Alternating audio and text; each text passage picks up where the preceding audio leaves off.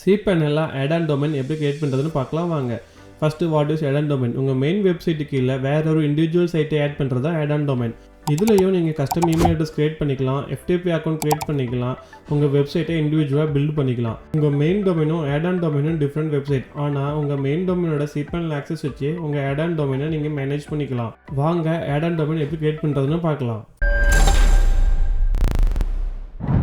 உங்கள் மெயின் வெப்சைட்டோட cPanel login பண்ணிக்கோங்க. ஒன்ஸ் லாகின் பண்ணி உள்ளே போனதுக்கப்புறம் சர்ச் பாக்ஸில் டொமைன்ஸுங்கிற ஆப்ஷனை சர்ச் பண்ணிக்கோங்க. டொமைன்ஸை செலக்ட் பண்ணிவிட்டு உள்ளே கிரியேட் ஏ நியூ டொமைன் அப்படின்னு ஆப்ஷன் இருக்கும், அதை கிளிக் பண்ணிக்கோங்க. இதில் உங்கள் Addon Domain நீங்கள் கிரியேட் பண்ணிக்கலாம். இங்கே உங்கள் டொமைன் நேமை என்ட்ரு பண்ணிக்கோங்க. என்ட்ரு பண்ணதுக்கப்புறம் கீழே பார்த்தீங்கன்னா ஷேர் டாக்குமெண்ட் ரூட் இருக்கும், அதை அன்செக் பண்ணிவிட்டு சப்மிட் கொடுத்துருங்க. ஏன்னா இது உங்கள் Addon Domain ஒரு டிஃப்ரெண்ட் பாத்தில் கிரியேட் பண்ணும்.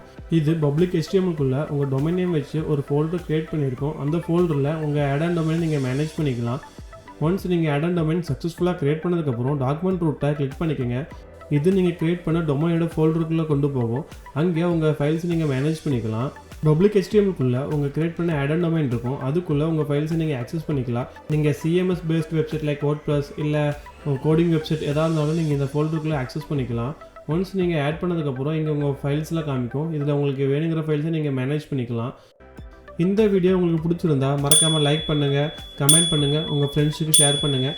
இந்த மாதிரி இன்ஃபர்மேட்டிவ் வீடியோஸ்க்கு எங்கள் சேனலை மறக்காமல் சப்ஸ்கிரைப் பண்ணிக்கோங்க.